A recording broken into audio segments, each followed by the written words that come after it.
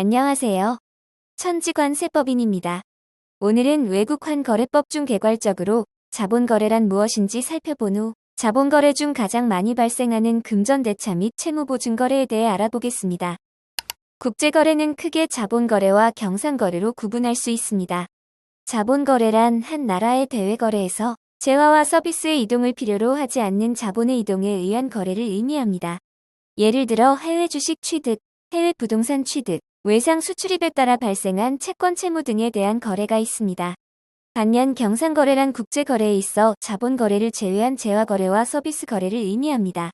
외국환 거래법은 자본거래 발생, 이에 따른 지급 및 수령 절차와 예외적인 방법에 대해 규정하고 있습니다.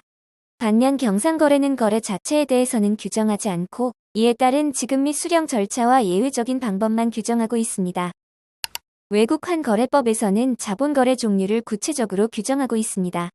자본거래란 다음 항목의 어느 하나에 해당하는 거래 또는 행위를 말합니다. 가. 예금계약, 신탁계약, 금전대차계약, 채무보증계약, 대외지급수단 채권 등의 매매계약에 따른 채권의 발생 변경 또는 소멸에 관한 거래. 나. 증권의 발행 모집, 증권 또는 이에 관한 권리의 취득. 다. 파생상품 거래. 라. 거주자에 의한 외국에 있는 부동산이나 이에 관한 권리의 취득 또는 비거주자에 의한 국내에 있는 부동산이나 이에 관한 권리의 취득. 마. 감옥의 경우를 제외하고 법인의 국내에 있는 본점, 지점, 출장소, 그 밖의 사무소와 외국에 있는 사무소 사이에 이루어지는 사무소의 설치 확장 또는 운영 등과 관련된 행위와 그에 따른 자금의 수수. 바. 그 밖의 감옥부터 마모까지의 규정과 유사한 형태로서 대통령령으로 정하는 거래 또는 행위. 외국환 거래 규정 제7장과 제8장에서 자본거래를 규정하고 있습니다. 특히 제7장 제2절부터 각각의 절에서 자본거래 종류별로 규정을 하고 있고 제9장에서는 해외 직접 투자와 부동산 취득을 별도로 규정하고 있습니다. 제8장에서는 현지금융을 규정하고 있었으나 현재 해당 내용은 금전의 대차 계약 내용에 편입되었습니다. 다음으로는 개괄적인 자본거래 신고에 대해 알아보겠습니다. 우선 자본거래를 하려는 자는 대통령령으로 정하는 바에 따라 기획재정부 장관에게 신고하여야 합니다. 다만 외국환 수급 안정과 대외거래 원활화를 위하여 대통령령으로 정하는 자본거래는 사후에 보고하거나 신고하지 아니할 수 있습니다. 이 경우 자본거래 신고를 하려는 자는 기획재정부 장관이 정하여 고시하는 신고 서류를 기획재정부 장관에게 제출하여야 합니다. 자본거래 중 해외 직접 투자 및 부동산 취득거래는 일반적인 자본거래 내용인 외국환거래 규정 제7장이 아니라 별도로 정한 외국환거래 규정 제9장이 먼저 적용됩니다. 자본거래라고 모두 신고를 해야 하는 것은 아닙니다. 자본거래 중 중요한 신고 예외 대상은 아래와 같습니다. 거래 당사자의 일방이 신고 등을 한 거래, 제7장에 의한 자본거래로서 거래 건당 지급 등의 금액이 미화 5,000불 이내인 경우, 제7장에 의한 자본거래로서 거주자의 거래 건당 지급 금액이 미화 5,000불 초과 10만 불 이내이고 연간 지급 누계 금액이 미화 10만 불을 초과하지 않는 경우, 제7장에 의한 자본거래로서 거주자의 거래 건당 수령 금액이 미화 5,000불 초과 10만 불 이내이고 연간 수령 누계 금액이 미화 10만 불을 초과하지 않는 경우, 즉 거래 규모가 일정 수준 이하인 자본거래는 신고가 필요하지 않습니다. 다음으로는 자본거래에 따른 지급 절차에 대해 알아보겠습니다. 자본거래에 따른 지급 및 수령은 외국환은행을 통해야 합니다. 다만 신고 예외 대상 거래와 마찬가지로 미화 5,000불 이하인 경우 등에는 외국환은행을 통하지 않아도 됩니다. 다만 외국환은행을 통하지 않는 대금의 지급 및 수령의 경우 외국환거래 규정 제5-11조에 따라 한국은행 총재에게 해당 방법을 한국은행 총재에게 신고하여야 합니다. 다음으로는 자본거래 신고 절차를 살펴보겠습니다. 자본거래 신고 또는 보고를 하고자 하는 자는 담당 기관에 신고 또는 보고서를 제출하여야 합니다. 신고 또는 보고 내용을 변경하고자 하는 경우에도 동일합니다. 따라서 자본거래 신고는 크게 신고 예외 대상과 신고 대상으로 구분되고 신고 대상은 담당 기관, 즉 외국환은행 회장, 한국은행 회장 그리고 기획재정부 장관 등 누구에게 신고를 하여야 하는지에 따라 구분됩니다. 앞으로는 자본거래 중 금전대차거래에 대해 알아보겠습니다. 금전대차거래는 거주자 간 또는 거주자와 비거주자 간 이루어지는 금전의 차입 및 대출거래를 의미합니다. 유가증권 등 금전 이외의 물건의 대차는 제외되며 거주자와 비거주자의 금전 대차는 외국 통화뿐만 아니라 원화의 대차도 포함됩니다. 금전의 수수 없는 계약 체결도 금전의 대차에 해당되며 외국환은행의 해외 수입자에 대한 은행신용 방식 제공, 국내 수입업자의 해외은행으로부터 받는 은행신용장 방식 공여도 금전의 대차에 포함됩니다. 즉, 외국환거래법에 적용을 받는 금전대차 거래를 거래 당사자 및 거래 내용에 따라 구분하면 아래와 같습니다. 거래 당사자가 거주자 간인 경우에는 외화 차입 거래, 거주자와 비거주자 간의 경우에는 외화 및 원화 대출과 현지금융거래가 외국환거래법에 적용을 받습니다. 외국환거래법에 적용을 받는 금전대차 거래 중 신고예외 대상은 아래와 같습니다. 신고예외 대상 중 중요한 거래는 거주자가 다른 거주자와 금전의 대차 계약에 따른 외국 통화로 표시되거나 지급을 받을 수 있는 채권의 발생 등에 관한 거래입니다. 즉, 거주자 간의 외화 차입 거래는 외국환거래법에 적용을 받지만 신고예외 대상인 것입니다. 그렇다면 거주자와 비거주자 간의 금전대차 거래를 살펴보겠습니다. 거주자와 비거주자 간의 금전대차 거래는 자금이 외화인지 또는 원화인지에 따라 구분되며 외화 자금 차입의 경우 거주자가 영리법인이지 아니면 개인 또는 비영리법인이지에 따라 구분됩니다. 우선 영리법인 등 거주자의 외화 자금 차입에 대해 살펴보겠습니다. 영리법인 등 거주자가 비거주자로부터 미화 5천만 불 이하의 외화 자금을 차입하고자 하는 경우에는 지정거래외국환은행 회장에게 자금을 수령한 날로부터 1개월 이내에 거래 사실을 보고하여야 합니다. 반면 미화 5천만 불을 초과하여 차입하고자 하는 경우에는 지정거래외국환은행을 경유하여 기획재정부 장관에게 신고하여야 합니다.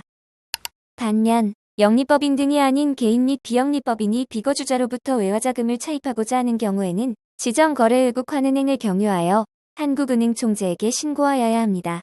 다만 영리법인 중 산업의 특이성을 고려하여 일반 제조업체 또는 고도기술업체, 정유회사 그리고 투자매매업자 등이 비거주자로부터 외화자금을 차입하는 경우에 대해서는 별도로 규정하고 있습니다.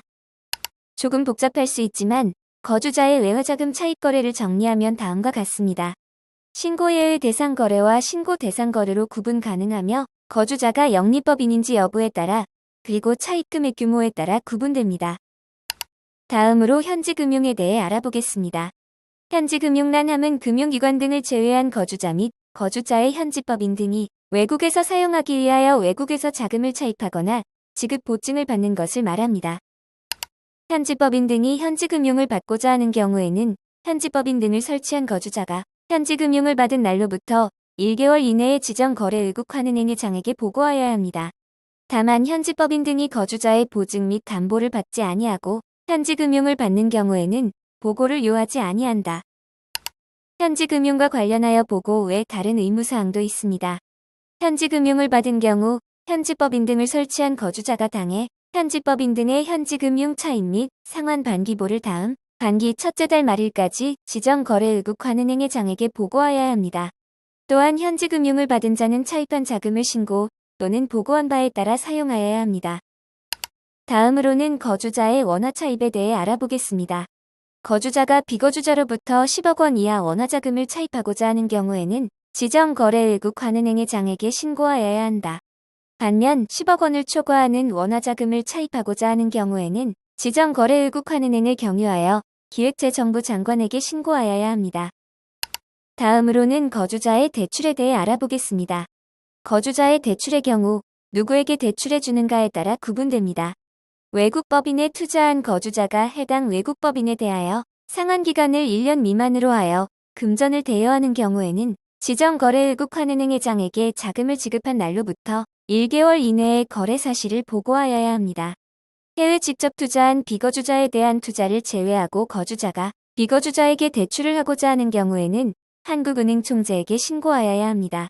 다만 다른 거주자의 보증 또는 담보를 제공받아 대출하는 경우 및 10억 원을 초과하는 원화 자금을 대출하고자 하는 경우에는 대출을 받고자 하는 비거주자가 신고하여야 합니다. 이제까지 금전대차 거래에 대해 알아보았다면 앞으로는 채무 보증 계약에 대해 알아보겠습니다. 채무의 보증 계약이란 채권의 발생 등에 관련된 거래 시 채권자 및 채무자가 거래의 직접 당사자이고 제3자인 보증 제공자가 채권자를 위하여 보증하는 계약을 의미하며 외국환거래법에서는 통상적으로 지급 보증을 지칭합니다. 외국환거래법에 적용을 받는 외국 표시 보증은 채권자와 보증인이 한쪽이 거주자이고 다른 한쪽이 비거주자인 경우만 적용되며 채권자와 채무자 모두 거주자인 경우에는 적용 대상이 되지 않습니다. 외화 표시 보증 형태는 보증인의 주체에 따라 외국환은행의 보증과 개인 및 기업의 보증으로 나누어지는데 외국환은행의 지급 보증은 거래상의 신용을 보강하여 거래를 원활하게 하는 역할을 하며 자금을 직접 공여하지 않는다는 점에서 일반 대출과 구별됩니다. 채무의 보증계약 중 신고예외 대상은 아래와 같으며 이 중 중요한 예외 대상 몇 개를 말씀드리겠습니다.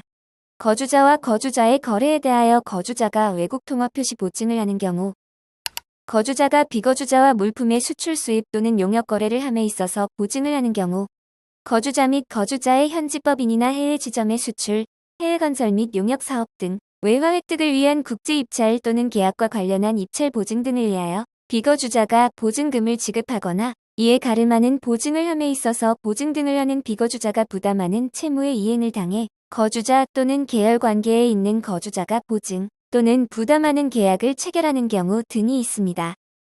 거주자와 비거주자 간의 채무 보증 계약은 사후보고 대상과 신고 대상으로 구분됩니다. 우선 거주자가 비거주자와 채무의 보증 계약에 따른 채권의 발생 등에 관한 거래를 하고자 하는 경우로서 다음 각호의 일에 해당하는 경우에는 외국환은행의 장에게 거래가 있었던 날로부터 1개월 이내에 거래 사실을 보고하여야 합니다. 4. 제7-14조 제1항에 해당하는 현지금융 관련 거주자가 보증을 하는 경우 5. 제7-24조의 2에 해당하는 현지금융 관련 거주자가 보증을 하는 경우 반면 거주자와 비거주자의 거래 또는 비거주자 간 거래에 관하여 거주자가 채권자인 거주자 또는 비거주자와 채무의 보증계약에 따른 채권의 발생 등에 관한 거래를 하고자 하는 경우에는 한국은행 총재에게 신고하여야 합니다. 이상으로 자본거래 개요와 자본거래 중 금전대차거래 및 채무보증거래에 대해 알아보았습니다. 고생하셨습니다. 감사합니다.